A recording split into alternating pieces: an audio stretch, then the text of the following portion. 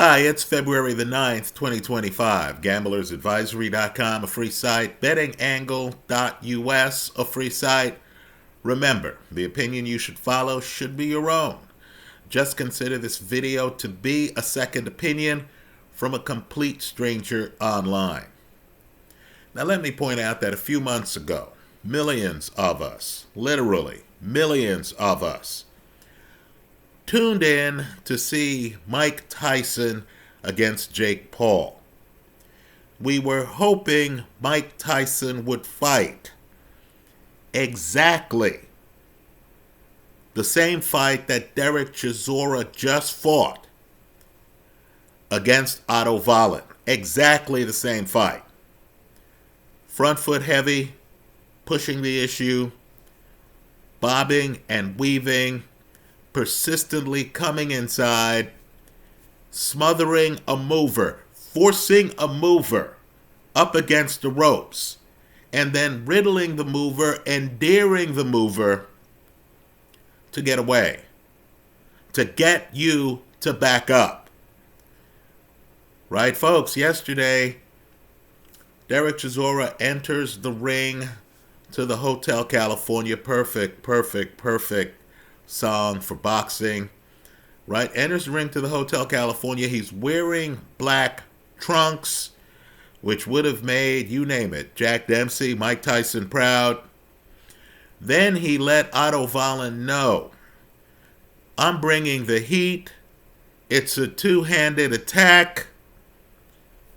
This isn't going to last for the first 3 rounds. This isn't going to last for the first 4 rounds. I'm going to be in your face to the point where I'm going to knock you down in the 9th round. I'm going to be so persistent that I'm even going to knock you down in the closing seconds of the 12th round. Right now, let me pivot here. Derek Chisora says he has one more fight. Let's help boxing out here. To Jake Paul. If early 40s is old enough for you to take on a real heavyweight, since Derek Chisora has one more fight, since MVP Promotions presumably wants to extend its brand to the United Kingdom, since 13,000 paying customers showed up for this fight, since Derek Chisora is a favorite, since Netflix has a presence in the United Kingdom. Now that Canelo has backed out of his fight against you, here's an opponent. His last fight, he by himself will draw more than 10,000 fans. How about it? Right? You thought you could beat Mike Tyson. Can you beat Derek Chisora? Let me just say, for premium subscribers here, I predicted this fight would go the distance, at least go the over. Let's just say I was lucky. Right? I was lucky. Otto Wallin survives because he's a KG vet. Because he's an older guy in his 30s who, when backed up against the corner, did not panic and was throwing counters. It's because Otto Wallin is the type of professional who, in another guy's backyard, in a fight he's losing, was still of the mindset in the 7th, 8th, 9th rounds that he could come back, that he was one punch away from dismantling a Derek Chisora. Right? I believe we're all surprised that Chisora was able to fight at this pace for 12 rounds. Let me point out, too, Wallin should have been heavyweight champ. They should have stopped the Tyson Fury fight because of Fury's eye injury. Right? Understand, Wallin is an excellent counterpuncher. He's able to catch guys as they come in because he's a southpaw. He's able to work the angles a little bit better than most. Just understand here, Derek Chisora is winning the fight. I'm not saying Wallin was winning the fight, but let's just say when they came to look at Chisora's eye, folks, the first time they look at Chisora's eye, that's a jump ball. In other words, the doctor could have waved off this fight. Right? They allowed Chisora to continue to fight, and Chisora sucked it up. Right? Look at the end of the fight, too. You'll see the work Wallin did, because Chisora's bleeding eye is also swollen. In other words, this was the vet who was getting dominated. I'm not here saying Wallin came close to winning the fight. Right? He's losing every round, and he gets knocked down twice.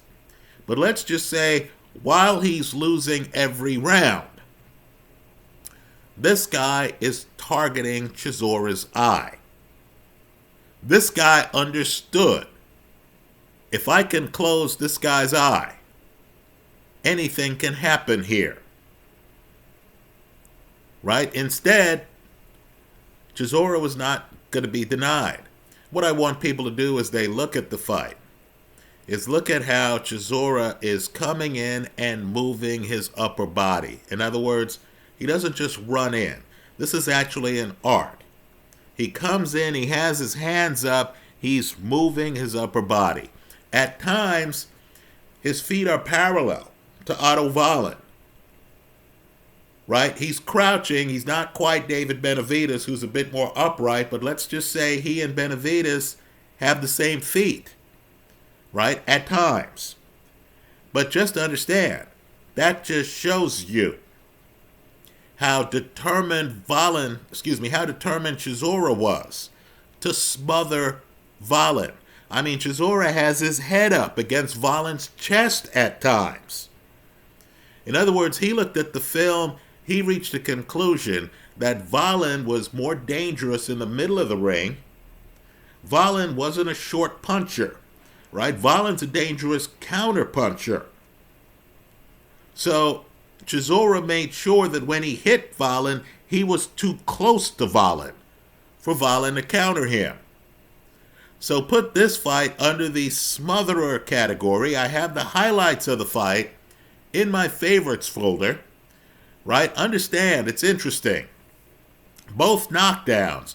Wallin is close to Chisora, and Chisora is able to get off shots that cause Wallin to stumble backwards.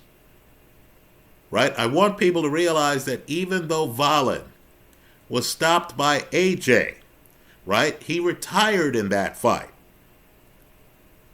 He wasn't knocked down like he was here.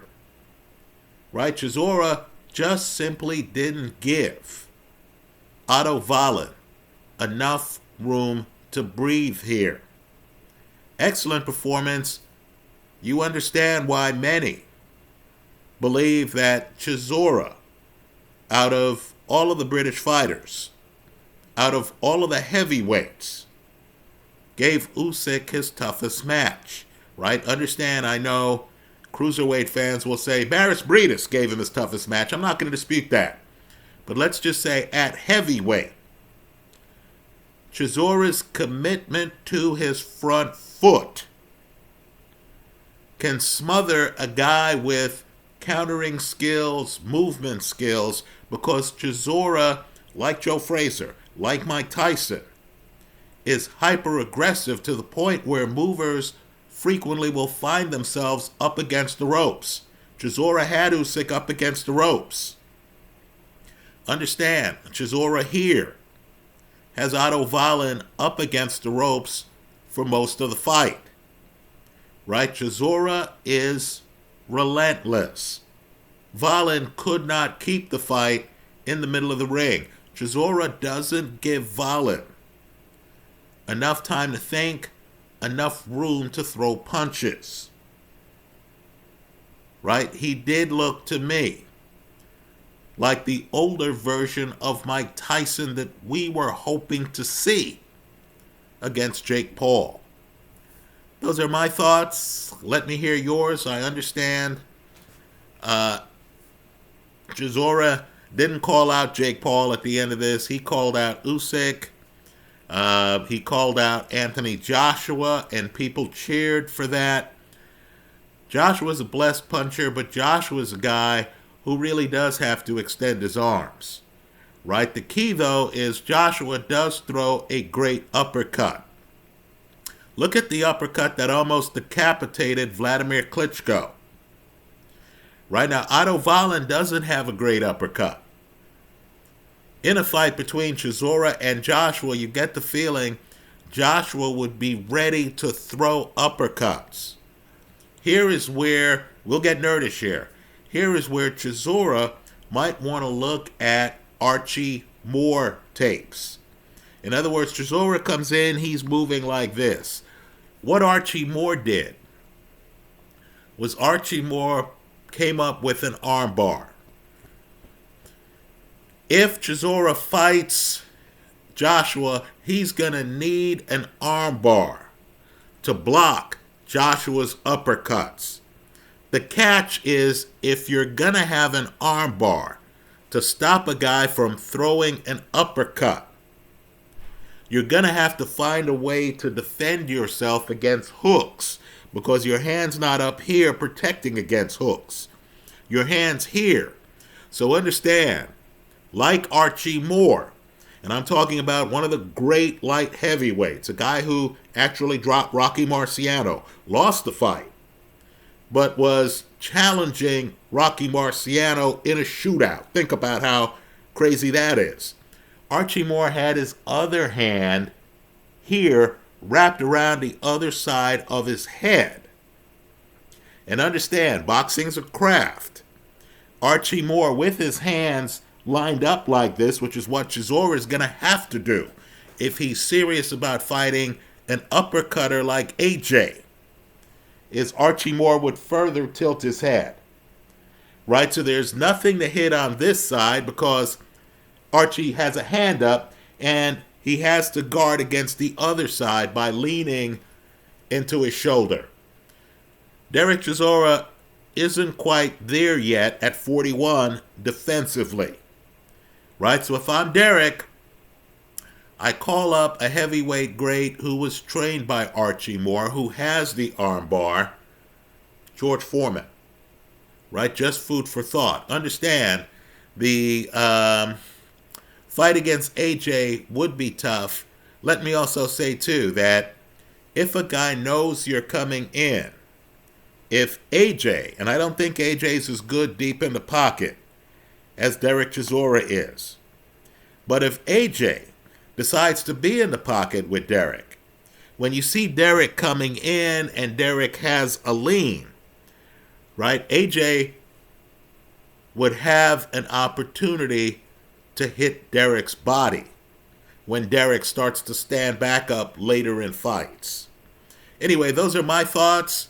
Let me hear yours in the comment section of this YouTube video. Magnificent performance by Derek Chisora. Excellent survival skills by Otto Wallin. I look forward to your comments.